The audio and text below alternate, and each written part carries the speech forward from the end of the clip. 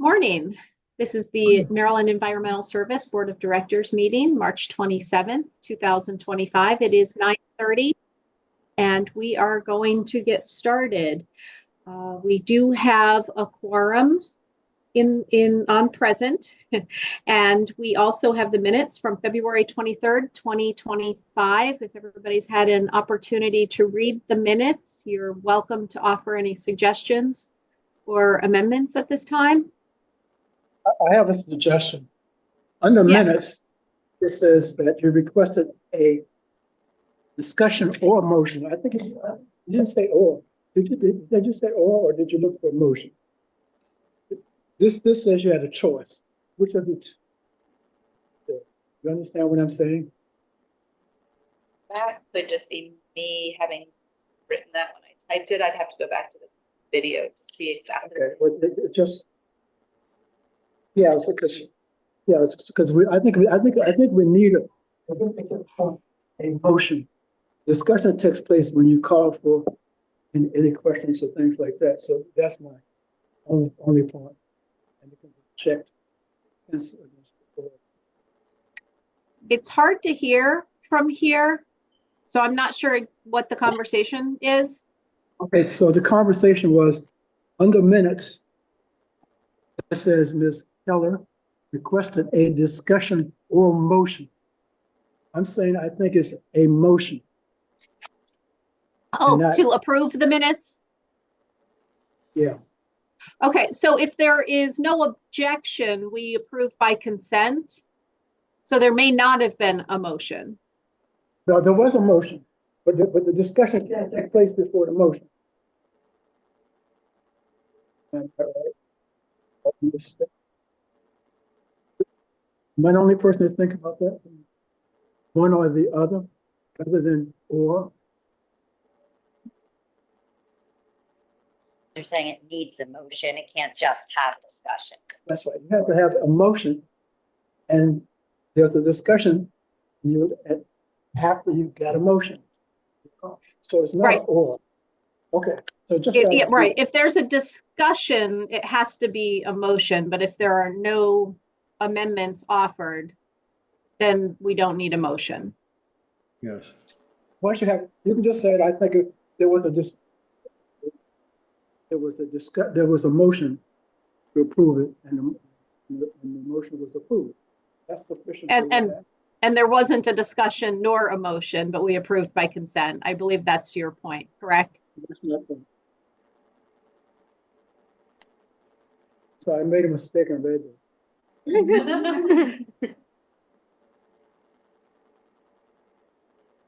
Okay, would we like to amend the minutes, or are we? I make a motion at the suggestion. I make a motion to approve it with the suggestion that was made.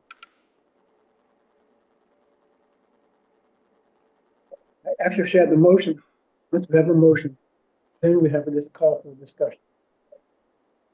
I make a motion for approval.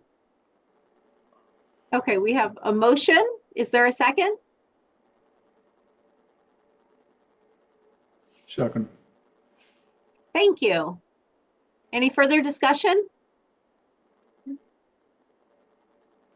All right, all those in favor of approving the minutes, please raise your right hand and say aye. Aye. Aye. Any opposed? Okay, the ayes have it. Thank you. We're going to start today with the executive and deputy director's report, and Ms. Stolinar is going to present, I believe, both of those. Is that correct? Correct. Okay, excellent. Thank you very much. Thank you and good morning. Good morning. First off, the report on the director's expenses for the period.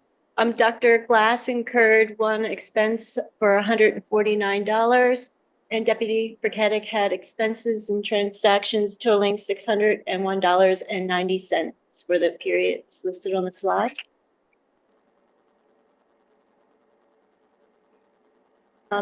External engagements for the period. Dr. Glass had engagements with most suspects, MDOT,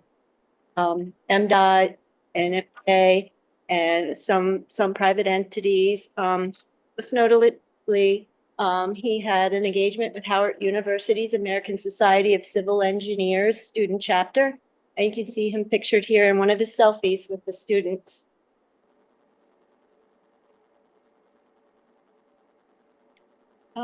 Process improvement team progress for administrative KPI 2, payment of invoices within 30 days. As you recall, last month, Dr. Glass presented a new agency-wide effort to improve our performance and speed of payments to our vendors. The PIT has met 3 times and made great progress in assessing our procurement processes, including procurement cards, purchase orders, contracts, supplier invoice requests, which are also check requests, and expense reports. They have also focused on the number of purchase orders that are relatively under 1,000. Our focus next will be on the evaluation of increased use of procurement cards for all purchases under $1,000 to alleviate the extensive steps and time required in Workday. Research shows that credit cards are best for small to medium-sized purchases because they are convenient and widely accepted. Some research suggests focusing on the use of purchases up to $5,000. Credit card fraud is common, but most issuers offer robust fraud protection and monitoring. We may have clients that may refuse to reimburse MES for the 3% fee that credit cards charge, and we are investigating that further.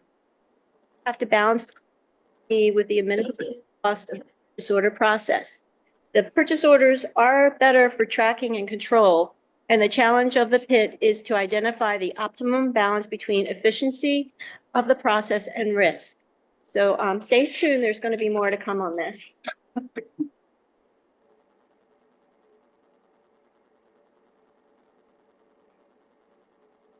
Received a request on March 14th, 2025. Dr. Glass received a request from Senator Hester and Delegate Kaiser to present MES's efforts related to artificial intelligence.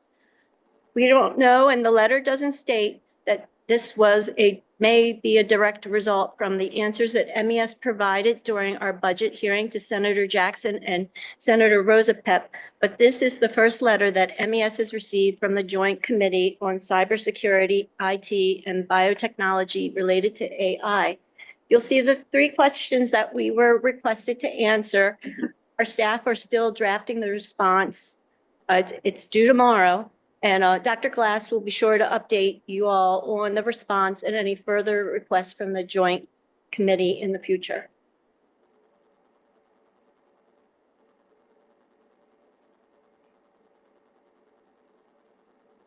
Long-term projects that Dr. Glass is still waiting for feedback.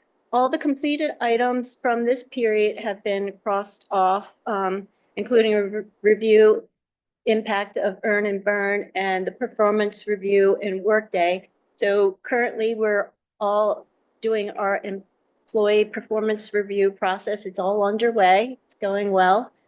One thing to note, our summer internship program and fellowship program is going well. We have had some offers go out already for some of the interns, and we're still focusing on a start date for onboarding them all on 6/2, June 2nd. And if there isn't any other questions, that's it for the executive director's report.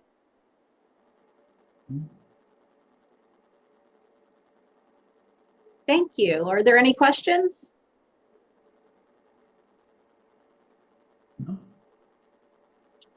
All right, hearing none. Next up, we have the new business report. We have one slide of accepted proposals. If you'd like to take a moment and review those, and feel free to ask any questions.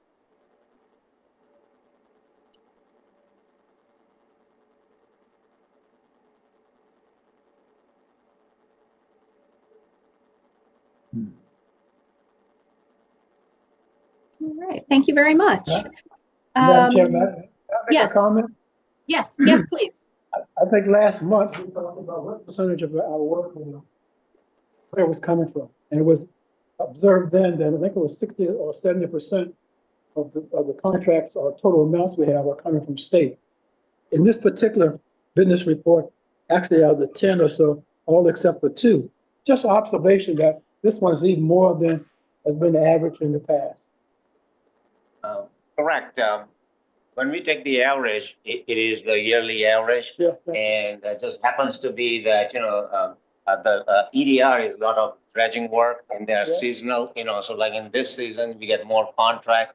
But yeah, usually it is like, 75, 96%. Just an observation. Yeah, I know EDR, I think Martin can say, but I think it's just new contracts coming in there in this particular time. I thought because other companies were moving out, but I understand that.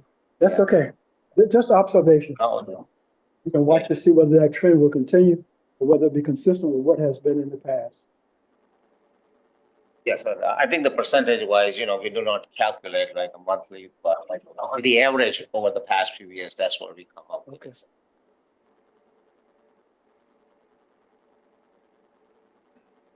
Okay, any other comments or questions? Excellent, thank you. Mr. Patel is here to give us the financial reportings for the past month. Mr. Patel, good morning. Good morning. Waiting for the slide. So this is the chart for total labor as of February 2025. The blue bar is fiscal year 24 actual, and the red bar is fiscal year 25 actual. So we are doing good where we are more than the fiscal year 24. The billable labor in fiscal year 2025 increased by 426,000 over fiscal year 24. We had previously budgeted a 5% billable labor increase. Our strategic plan calls for 4% billable labor increase. So this chart and all the following charts are adjusted with the forecast of 4% billable labor increase. Just want to let you know that it was until last month, it was at a 5%. And so right now, our fiscal year 25 budget, as of February is 28,316,000, which is 663,000 less than budget. So I will explain in detail the differences and the reasons in the next few slides. So this is the most important slide, the tabulation of billable labor. Water and wastewater actual fiscal year 24 is 6 million. Actual fiscal year 24 is 5.8 million. Budget is 6.2 million, which is now adjusted at 4% projected increase. And fiscal year 25 versus fiscal year 24, water wastewater is minus 3.27%. And if you compare to the budget, which is even higher and even 4%, water wastewater is almost 7% lower than fiscal year 24. The reason being for water wastewater and test, the reason being is the turnover. It's not the actual vacancy, it's the turnover that decreases the billable labor. So for water wastewater, the Western region replaced 2 senior employees, one of which was a 48-year MES employee. So when we replace them, usually you can expect that it will be a lower salary employees will taking place. And Arundel County took control of operations at Brownsville wastewater treatment plant, which was a major project. The biosolids engineer who was with us for, I don't know, almost 35 years, retired, and he's working part-time. So all of these reasons, the turnover decreased the billable labor because we still have that work, but now it is done by newer employees, part-time employees. Environmental dredging is doing very good because they have fiscal year 25 versus fiscal year 24, 5% increase. And now we have only 4% budget in the target. Same thing with environmental operations. They're doing good. technical and environmental services, as I mentioned previously, is there are a lot of small projects. It's not like a facility that we operate for 15 years, 20 years, 30 years.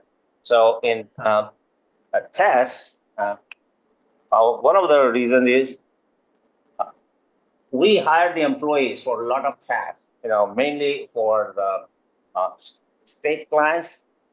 So there was a billable staff, 8 billable staff where we hired, and they were working for us, and then the client hired them directly. So that was all that, billable labor was lost, which is a big thing because we hired, we train them, and then they take them directly. So employees just chose to go directly to those agencies.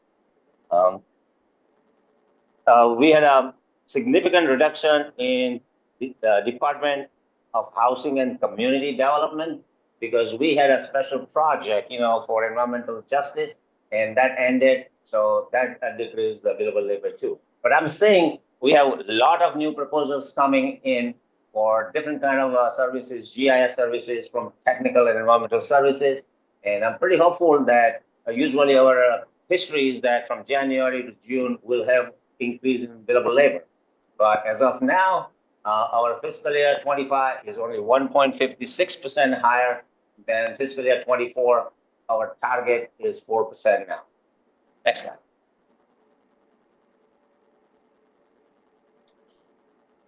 So if you look at the fiscal year 25 versus fiscal year 24, 8 months, and then February 25, I will start with the second line, which is the billable hours. Billable hours increased by only 220 hours. But so it's higher than the last year. But as I explained, the turnover, the lower salaried billable employees, we are only the increase is only $426,000 in the labor sales, which is 1.56%. We have some way to go, but if you look in the next slide, overall the financial position is very good. So I'll focus on the increase in net assets. Actual as of February 2024 was 5.7 million. Actual as of February 2025 is 4.5 million. And when we go to the next slide, I'll show you that at 4% projection, our full year budgeted increase in net assets, which is net earning, is $4.5 million. And we are already there at February 2025. Next slide.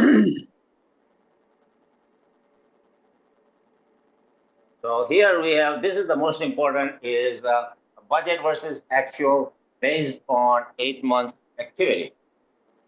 The budget full year labor sales is 43.8 million, which is the 4% projected over the fiscal year 2024. Actual February 2025 is 27.6 million. So our full year estimate as of now is 42.2 million, which will be short of 1.5 million even at 4% increase. But as I mentioned before, and we are seeing that in February, from January to June, the billable labor is more than from July to December of the year.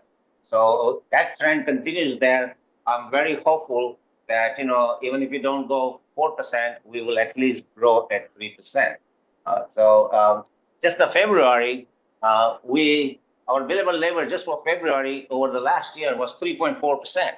So average was 1.56%, and now we are 3.4%. So I'm very confident, that if we don't reach the 4%, we'll be probably at 3%. If you look at the other amounts there, the overhead expenses, we had budgeted at 17,681,000. So we had budgeted based on 5% projection, 5% overhead cost increase. We changed the projection. We didn't change the overhead budget because we are doing significantly lower than the overhead budget. So our full year estimate right now is 14.7 million. That's a huge number, $2.9 million savings in overhead expenses. And that was reflected in the increase in net assets, which is the net earning, which is budgeted at 4.5 million, and we will have a full year estimate of 6.5 million. So labor sales, we are not meeting our projection. It will be much better than what we see now. We will have at least a 3%. Our overhead expenses are significantly lower. So overall, in increase in net assets, we are doing much better than the budget. So there is no concern, no worries about the financial position. Any question? Yeah. Thank you. Thank you, Mr. Patel. And we are on to Human Resources. Ms. Jones, good morning. Good morning. So currently our vacancy rate overall is 3.1% with 26 vacancies that we are working to fill. Next slide, please. As you can see, this is our year over year. And as you can see, that trend is vacancies and vacancy rate. Next slide. We're also moving forward with continuing our recruitment efforts and in our building, as you can see, a strong showing for April and working on our May events at this time. So that is the HR report for today.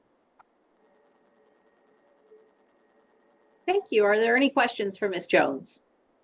No. Okay, hearing none. Miss Winston Condra, my favorite part of the entire meeting, always procurement items and notifications. Good morning. Chairman, I have to disappoint you. I'm replacing her today. Okay. Okay. Um, Okay. Well, onward anyway. Thank you very much. Well, I'm Craig Hawkins. I'm from the procurement team, and today I'll be going over the procurement notifications and items. So item number 1, we have environmental operations, Montgomery County, project name, Montgomery County Yard Trim Compost Facility and Grinding Lot, awarded to Carter CAT, amount of $1,530,000. This is a one-time purchase with a MBE goal of 0%. Are there any questions? Wow. Okay. Do we have a motion for approval? So moved. Thank you, Mr. Witt. Do we have a second? Second. Oh, Thank you. Thank you. I think we have a double second. never heard them on. Okay. Okay. Mr. Botts, are there any questions or items for discussion on this procurement item number 1?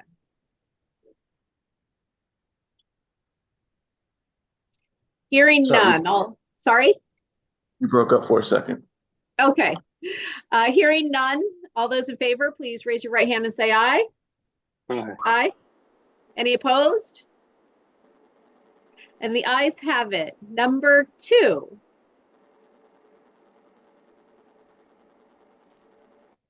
All right, so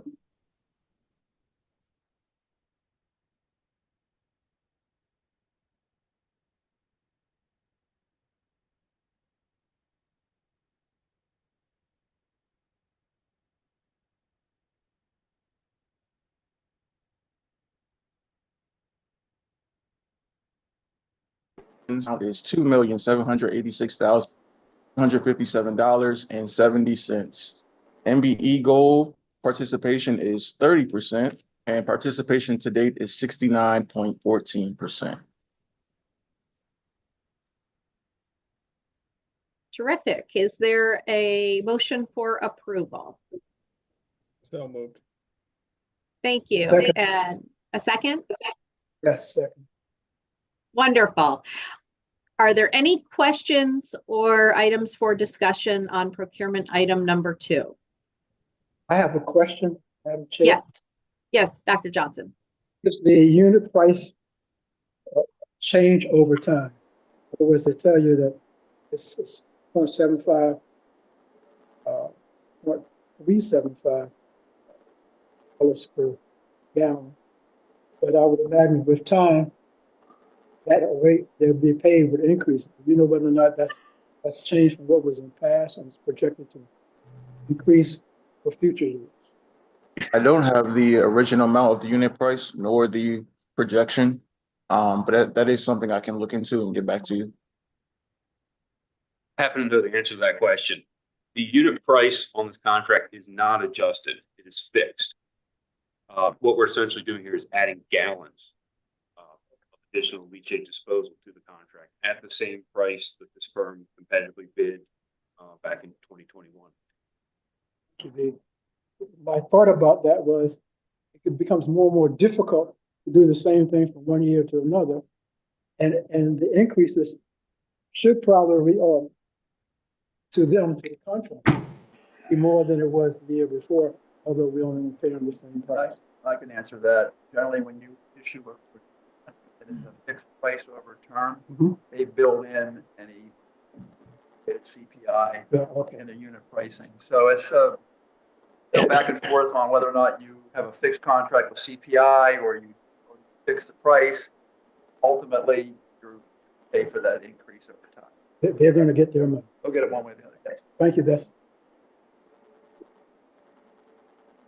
Are there any other questions?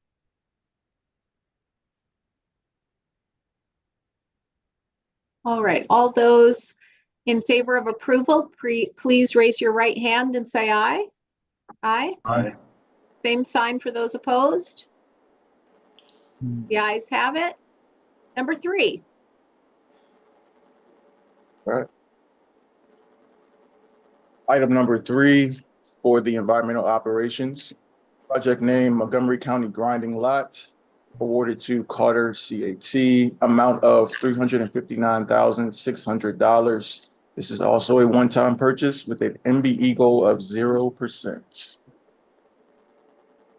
Okay, thank you. Is there a motion for approval? So moved. Thank you. A second? Second. Wonderful. Are there any questions? Hearing none, all those in favor, please signify by raising your right hand and saying aye. Aye. Any opposed? We have a unanimous approval. Thank you very much. Was that Mr. Hawkins? Yes, it was. Okay, thank you very much, Mr. Hawkins. Welcome. Next up, we do have 2 slides of procurement notifications. These are contracts, purchase orders, amendments, and change orders between the amount of $25,000 and $200,000. We'll take a few moments and look at this. And if you have any questions, feel free to ask.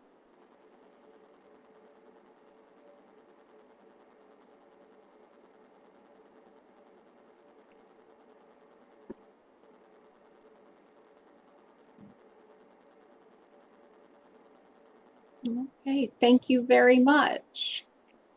Ms. Carroll, we have a legal report. Good morning. Morning. Madam Chair, members of the board. I will first start off with my obligatory reminder to please, if you haven't done it already, please do your filing with the State Ethics Commission and provide a copy of the disclosure report to Ms. Fuller as clerk of the board. And I'm finally able to announce very happily our new Assistant Attorney General. This is Joshua Wellborn. Mr. Wellborn started last week. He has been a lawyer in Maryland for about 15 years. He has many, many years and many, many cases of litigation under his belt.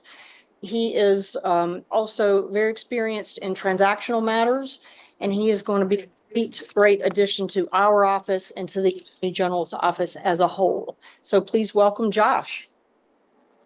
Here. Wonderful, thank you. Welcome, Josh. Thank you. And that's all I have. Okay, short and sweet. Thank you, Ms. Carroll. Moving on to group updates. We have the managing directors. I believe this morning we are going to start with water wastewater. Mr. Lipinski, would you like to introduce our guest speaker? Matt is actually off, not off, he's working from home today because he had to take off today, so I am here in his place. And I am going to be giving an operations highlight of something from our central region. This is the Myersville water treatment plants and wastewater treatment plants. You can see pictures here of the reservoir on the right and the tank on the left for the water treatment plant that we have operated since 1997. You've probably heard about them recently because they recently won an award from MDE. And I particularly wanted to showcase something about the reservoir on the right. As you can see, it's over 15 feet deep, which when I was out there, I had no idea it was that deep. You kind of can't tell. And it's supplied by wells, spring, and creek. And so the water first comes to the reservoir and then gets treated at the treatment plant and then gets stored in the tank, as you can see on the left. You can go to the next slide. What I wanted to show was the annual cleaning. When I met with the operators, they were telling me this is like the highlight of their year. So I wanted to find out more about what they're doing out there. And they explained how once a year they have to drain the entire reservoir. So it goes through the treatment plant and to the tank. And then they hook up to the fire hose and clean it with the fire hose and squeegees. And apparently we've been doing this for about the past 10 years as part of our operations. And prior to that, the fire department was doing this. But the fire department 1 year came out and said, we can't do this in space. So even though it looks open, it is a permitted confined space because it cannot be accessed. So you can see they're wearing harnesses to get to the bottom there. Our team does this every year in about April. So it's coming up. And they said they did try to space it out to every 2 years, but they found that that didn't work. It really, to get it properly treated, you can see the before picture on the right, it gets some algae on it. So this is something that we do annually. It takes about 6 hours for our team. Next one. I also wanted to show the Myersville wastewater treatment plant. You can see the clarifier on the left, and what I wanted to show is the one on the right. Our team was explaining how what you can see highlighted in the yellow box there, you can't really see it, but the black box on top is covering the valve actuator. And the valve actuator, and also you can't see, but on the left, there's an identical train. So the left side was the older one, and the one on the right that is highlighted there is the newer one. It was giving them alarms in the middle of the night when it's cold. And every time it was cold, they would go out and it was always this valve. So they decided, let's see if we can keep some of the heat in. And just by putting this box on top, it was able to keep some heat in, and the alarm stopped tripping at this one. So I just wanted to showcase this as an idea that our operators had that, you know, helped to keep the plant going and stop the alarms from happening.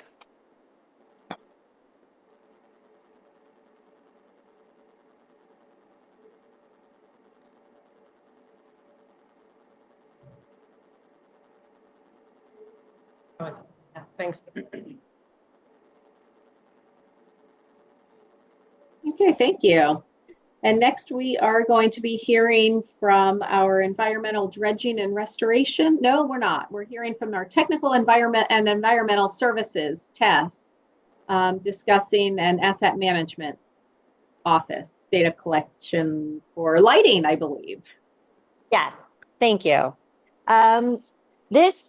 You can go back, Pam, just for a second. This project, TES, we always have the sort of, oh, you do that too? So this is another one of those, oh, you do that too?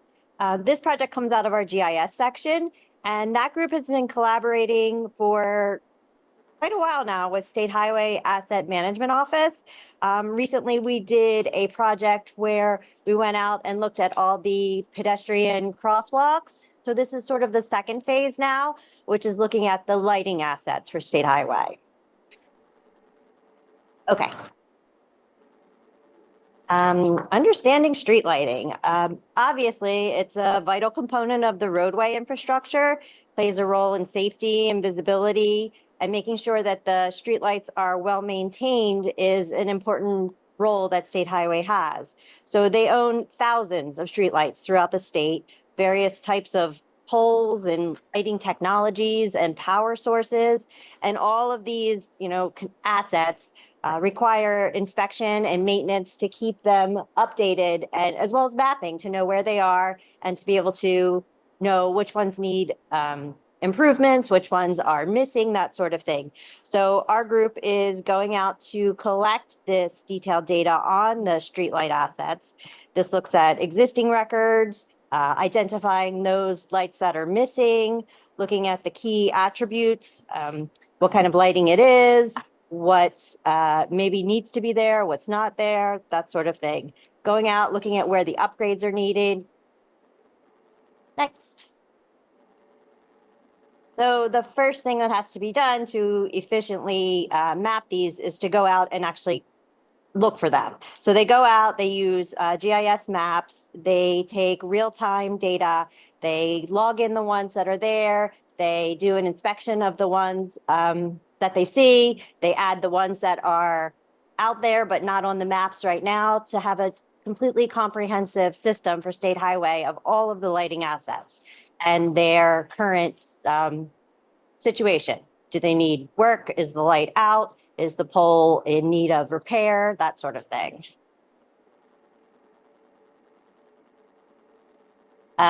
Again, one of the biggest challenges is when there are maps that are not accurately reflecting what they see. So if there's an asset or a lighting out there, but it's not on the map, or vice versa, if there's something on the map that's supposed to be out there and they don't see it. So making sure that all of that data is correct. And of course, some of the challenges involved with that is that most of these light systems are on the side of roadways. In order to pull over and inspect them, it's not always the easiest thing. We can't use drones or anything like that because they're active roadways. We're using cameras. We're putting several people in the car and kind of doing a drive-by and then maybe pulling off and going over to look at it. So seems like, on face value, an easy task, but not necessarily. Right now, we're working in District 3, which is Prince George's and Montgomery County. That's a good bit of work. It'll take us through the entire summer. We're putting some interns to work as well, helping out. And then after we get through those two pretty busy counties, we'll potentially move on to other districts, other counties.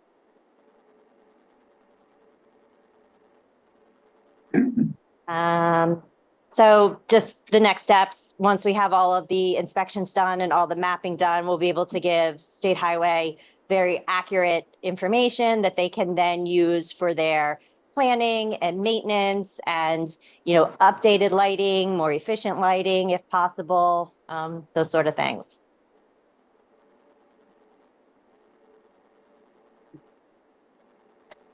Thank you, Ms. Slatnick. I can't say as though I've ever thought about counting the number of lights. That's the projects we do. Yep, you never thought about it. But important, right? Yeah. It is important. Absolutely. Thank you. Madam Chair, I have just a few questions for Ms. Slatnick. We have time.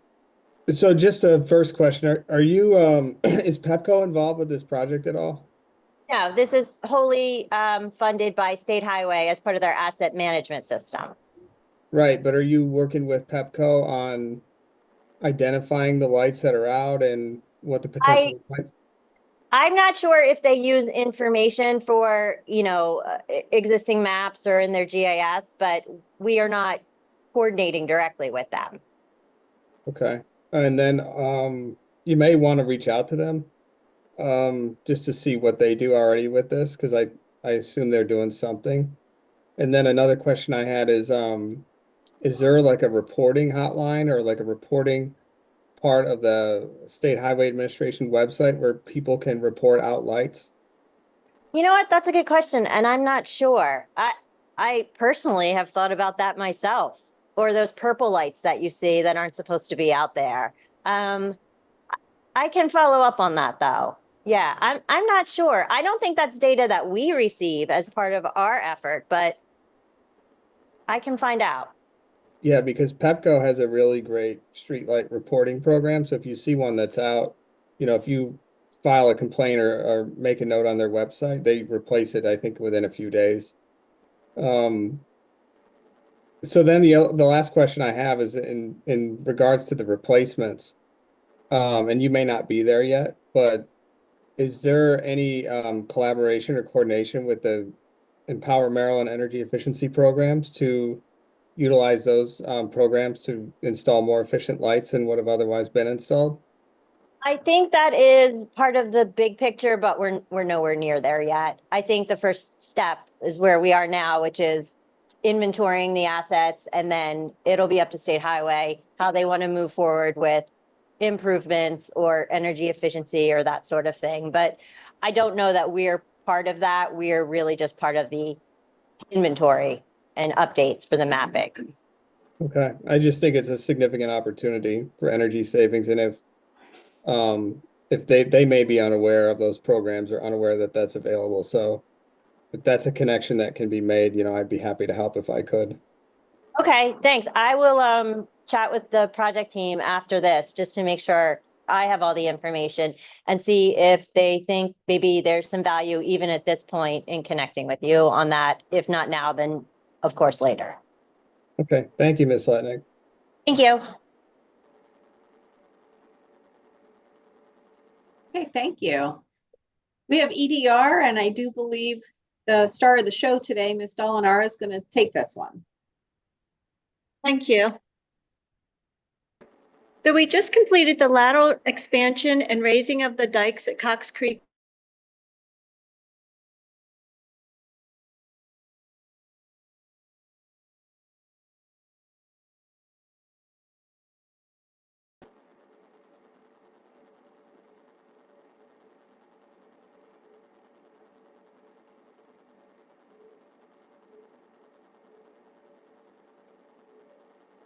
Of the plus 80, and there has been significant cost savings.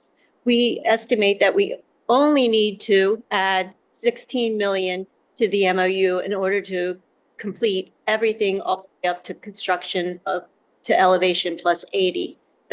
So upon MPA's direction, we drafted a modification for the MOU, and the scope of work will be revised to include construction to plus 80. We are also extending the term to 2032 of June, and we will increase that not to exceed amount of the MOU to $212 million. And also we're updating the contract representatives. MPA will plan to take this modification to the Maryland Port Commissioners and the Board of Public Works in May. And also we've developed a proposal for the design and permitting of the plus 80 and some other construction elements that that are associated with the work that need to be done. We've submitted that to MPA this week, and hopefully you'll see it on the new business report next month. It'll be $11.4 million, which sounds kind of high, but there's a lot of construction work that I want to talk about in the next slides. First, the plus 80 dike expansion design is shown in this conceptual drawing. It includes the outer slope as a reinforced slope with a steeper dike slope similar to the construction at the Masonville. It's the plus 30 dike raising. It's a mechanically stabilized earthen wall. And what that does is it reduces the footprint of the dike so that we can maximize the amount of the capacity within the cell for dredge material. Once the plus 80 is constructed, we'll have another 6.2 million cubic yards of capacity added to the facility and more than 5 years of lifespan to the DMCF. And you can see the schedule here is quite long. We'll probably start design within the next month, and we will then follow up with the procurement process, and it's going to take a while. So that's why we're extending the term to 2032. So this is a picture of the upland cell at Cox Creek. We haven't had dredge material yet in the cell, and there's some surplus material that we can excavate from there to create more capacity. We estimate 360,000 cubic yards of this material can be excavated, and we plan on hauling it and stockpiling it at the adjacent STAR facility. The benefit of this, more capacity for dredge material, and then also that material can be reused in other purposes, saving money so it doesn't have to be purchased. We'll probably be using it for the construction of the plus 80 dike. Before we can haul that material over to the STAR facility, we have to construct a cross-property access road. Right now, we have a temporary road that's okay for us driving our vehicles over, but we need something more substantial to be able to hold weight of those trucks with the material. And MES is going to self-perform that construction, and that should be starting in a month or so. One of the benefits of this, the whole purpose of the STAR facility, is to have an innovative reuse site. So we will be taking material from Cox Creek over to STAR in the future for innovative reuse. And lastly, on this proposal, we're including a permanent floating weir discharge system. In the photo here on the slide, this is the temporary system that MES put together. It's at the south end. The permanent discharge system is going to have two of these, one at the north end and one at the south end. The beauty of this is the flexibility that this pumping system is on a floating system that will raise as the cell water elevation rises, and also it will be able to accommodate once the plus 80 dikes are raised. So we have a lot of flexibility. The cost of this is approximately $489,000, which is extremely less than what it would be if we did a conventional spillway system. And that conventional spillway system is a much more complicated design. And then when you raise the dikes, you have to do a big construction modification, and we won't have to do that. So this is saving our client, Maryland Port Administration, millions of dollars. Good.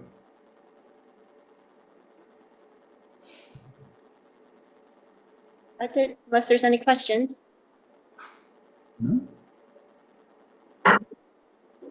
Okay, thank you. And last but not least, Mr. Ford from Environmental Ops. Thank you very much. Today I have Charles Ingram with us. Division Chief. One of his projects is facility. Excuse me, Mr. Ford, it's really hard to hear. Can we move a microphone closer to Mr. Ford? Oh. We talked about this earlier today about Mike speaking up. So, I'm introducing Charles Ingram. He's the division chief for my group, and one of his projects is the Eastern Correctional Institution's cogen facility. We employ stationary engineers there, and it's a rather lengthy process to gain that license. And so we have an incentive program that Chuck will be talking about. So without further ado, Mr. Ingram, you're up. Yeah, of course, excellent. Don't know why. Lights on up.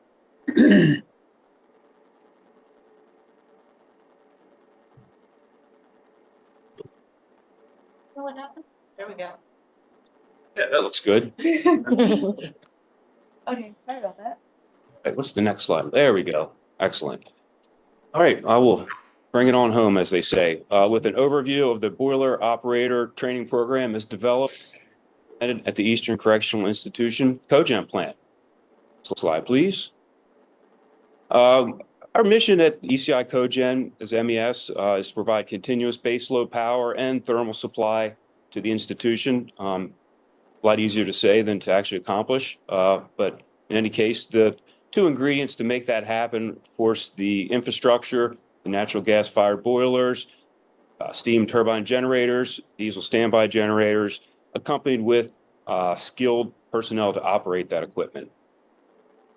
Code of Maryland Law, Article 6.5 requires that stationary engineers in the state of Maryland must be licensed by the Department of Labor through their Board of Stationary Engineers and have passed a state examination. And the reason for that is for public safety, ensure the equipment is operated properly, and to promote professional standards within the business. So there are actually 5 grades of stationary engineering licenses. It starts at a grade 5, but the threshold which requires a license is any power plant or boiler operating at greater than 15 pounds per square inch of pressure or with 30 horsepower rating or larger, which is most of them. As you see, with each progressive license grade there's an increased level of ability and experience required. And the MES facilities, and in this case, particularly ECI, does require a first grade license, which is the most difficult to obtain. Next slide, please. Why is this training program important to us? Because first grade station engineers must be on shift at ECI 24 hours a day, 7 days a week, every single day of the year, no exceptions. It's a lot of billable hours. That's a different story. The historically, station engineers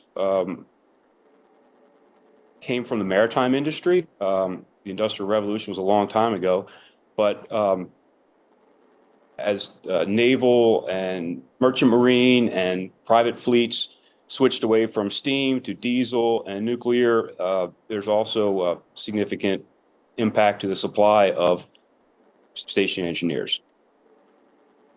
The slide indicates as market demand is relatively inelastic. I think I would probably argue that supply is what is inelastic, and that's primarily driven by the fact that it takes up to 10 years for a person to progress from a 5th grade license to a 1st grade license.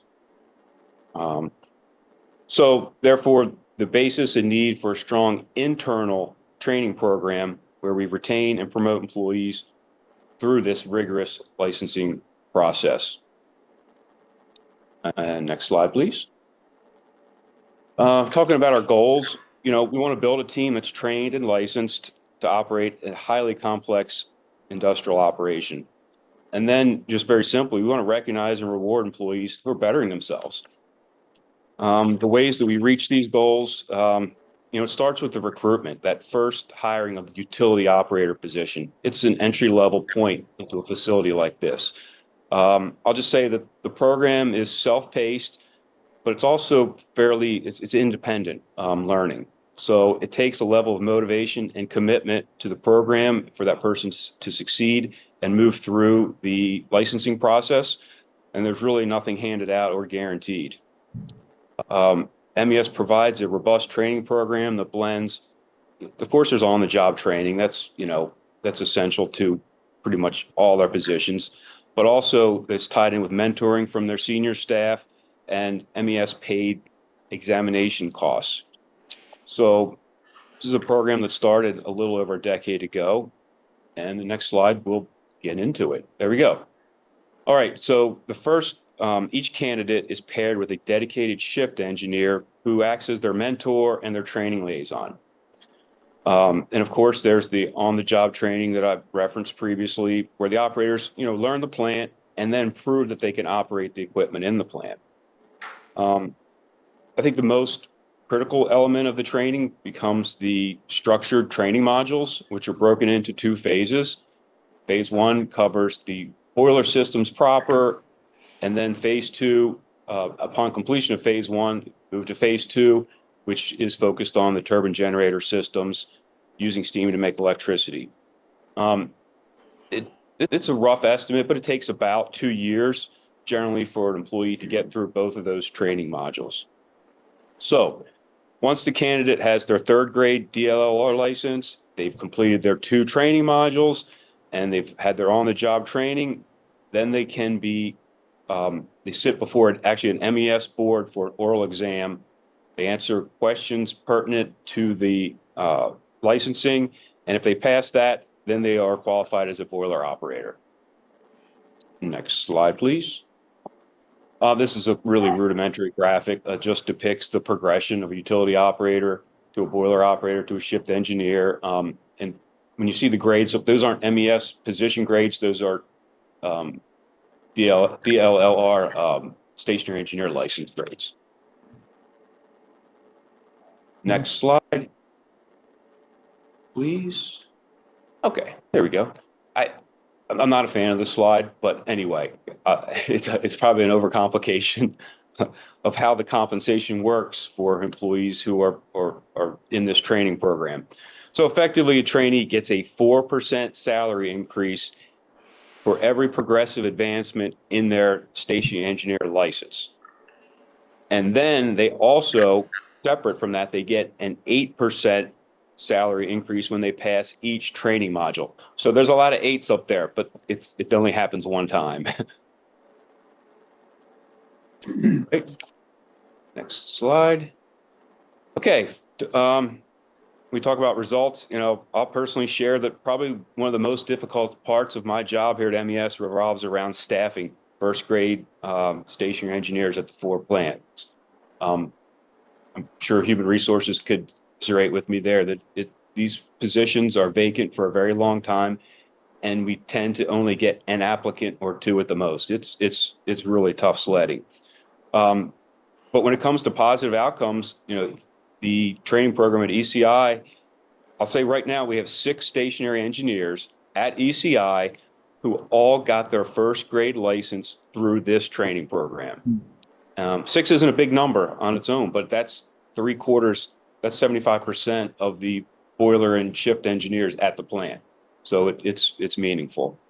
And currently there are 2 utility operators right now who are working their way through the program, and certainly wish them great success. Thank you, Mr. Ingram. Do we have any questions? Madam Chair, I have a few questions. Yes. Thank you for the presentation. It was great to hear that. First question I have is, what is the range of the starting salary for these positions? No color. Okay, so the range of a starting salary as a utility operator is a grade 4, 48,000 to 84,000. A shift engineer moves to a boiler operator moves to a grade 6, which is 58,000 to 102,000.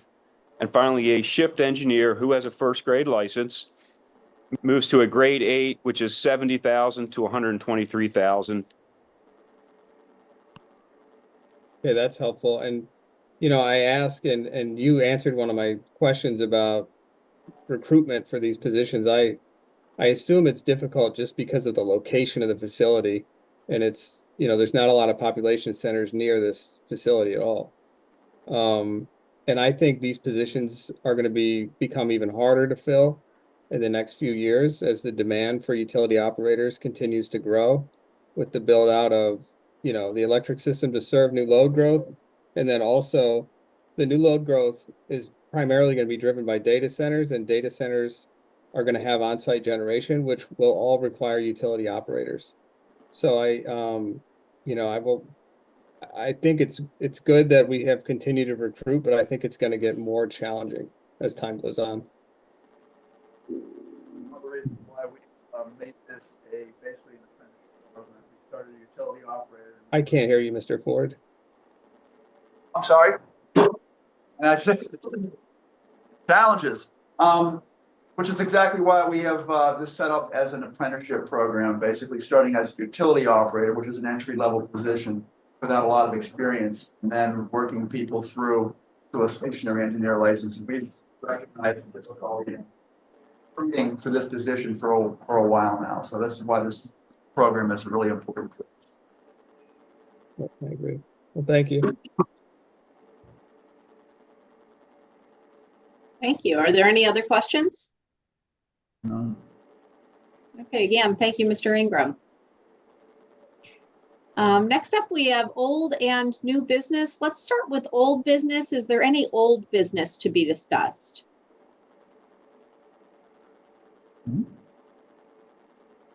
Okay, new business.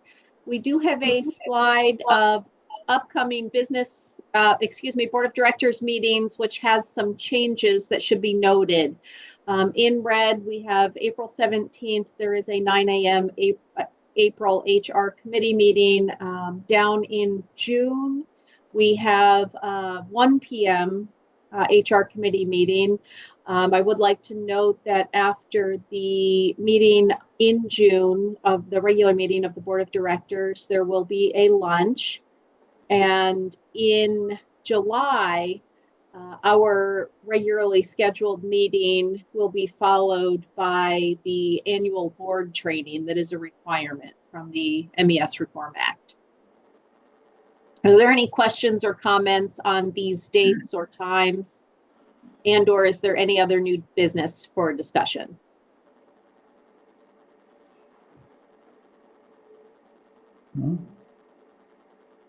Okay, thank you. Our next meeting is April 24th, 2025 at 9:30 a.m. And as just mentioned, there is an HR committee meeting on Thursday, April 17th, 2025 at 9 a.m. So if there is nothing further, I'd like to wish everybody a wonderful spring as we embark into the spring. And it sounds like on Saturday, we are going to have the highest temperatures so far this year. So I hope everybody has an opportunity to enjoy those temperatures. And if there is a motion for adjournment, we can carry on. So moved. Thank you, Mr. Witt. Second? Second. All those in favor? Aye. Aye.